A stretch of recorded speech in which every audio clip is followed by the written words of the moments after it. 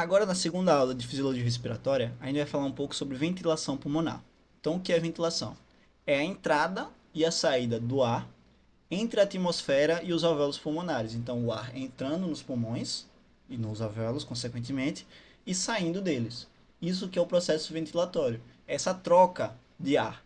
Então, a ventilação está envolvida com o ar que entra e que sai dos pulmões.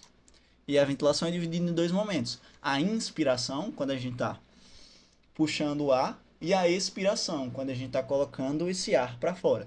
Ok? Isso tem a ver justamente com a pressão torácica, que a gente vai falar já já.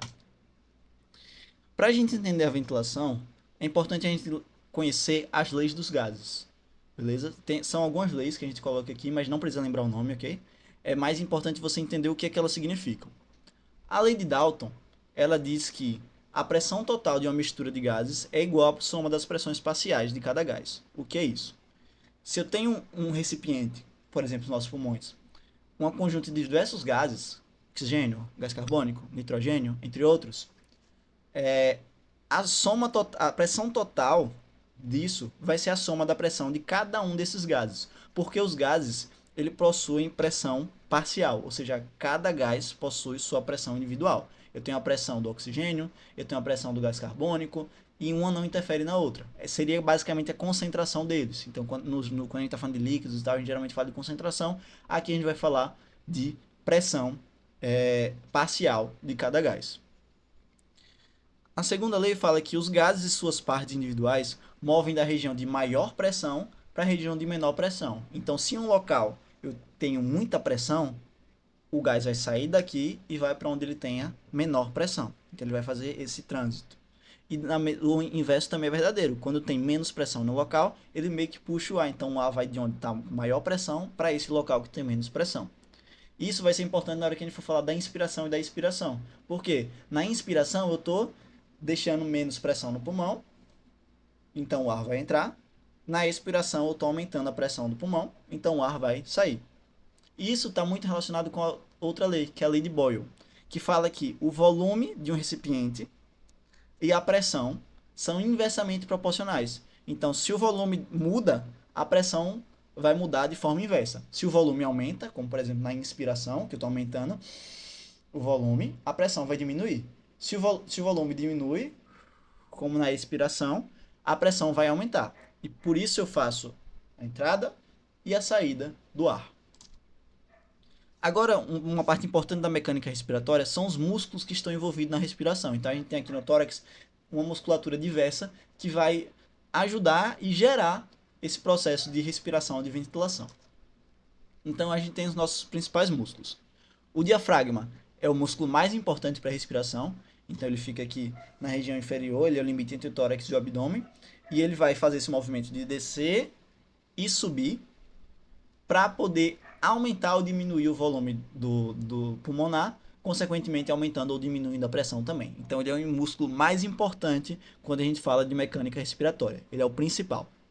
Aí a gente vai ter alguns músculos que a gente chama de músculos acessórios. Os músculos acessórios, na inspiração, a gente tem o intercostais externos, então eles ficam aqui na região externa para ajudar na inspiração, então eles ajudam a abrir o tórax. O esternocleidomastoideo, beleza? Os serráteos anteriores e os escalenos. Então, dessa forma, esses são os músculos acessórios que vão ajudar a inspiração. Geralmente, eles só são utilizados quando você tem uma necessidade maior. Então, você está fazendo exercício, ou então o paciente está com uma dificuldade respiratória, aí ele vai usar musculatura acessória para ajudar. Mas o principal é o diafragma. Geralmente, no paciente, numa pessoa que está parada, assim, saudável, normal, o único músculo que vai ser usado, principalmente, né, na verdade, é o diafragma. Os outros vão estar ali de forma mais discreta. Eles só vão agir de verdade quando o paciente estiver necessitando. E os respiratórios são os intercostais internos, então eles estão na parte de dentro, eles vão diminuir o volume torácico. E os músculos abdominais, né, que eles vão fazer essa pressão abdominal justamente para forçar e jogar o ar para fora. Esses aí realmente, eles não vão agir de forma alguma na respiração, vamos dizer assim, fisiológica. Eles só vão agir se você precisar de alguma força para jogar esse ar para fora. Porque a expiração, de modo geral, ela é passiva, ela não utiliza contração muscular, você não precisa fazer força para expirar, beleza? Então, novamente aqui a gente mostra o diafragma aqui em repouso, então no seu nível normal. Na inspiração, o diafragma se contrai, abaixa e se achata, então esse volume pulmonar aqui está aumentando. E na expiração, o diafragma relaxa e sobe. E quando ele sobe, ele diminui esse volume, aumentando a pressão para o ar sair. Inspiração, ele desce, expiração, ele relaxa e sobe. Os outros músculos, os acessórios da inspiração, eles vão fazer esses movimentos específicos que a gente fala aqui. Então, os músculos, por exemplo, o esternocleidomastoide, ele vai realizar o movimento que a gente chama de alavanca ou de braço de bomba. Esse movimento aqui de elevação. Então, essa angulação aqui é uma bomba, esse movimento de elevar, onde ele vai levantar o externo, então ele vai puxar o externo para frente e para cima, vai aumentar o diâmetro antero-posterior do tórax e, consequentemente, diminuir a pressão, aumentando o volume, né? E os músculos intercostais externos, eles vão fazer um movimento de braço de alça de balde.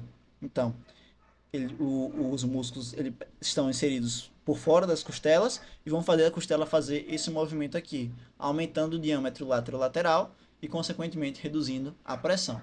Então, são esses dois movimentos que os músculos acessórios realizam. O de braço de bomba, né, levantando o externo, e o de alça de balde, elevando lateralmente as costelas. Então é isso, gente. Até a próxima aula.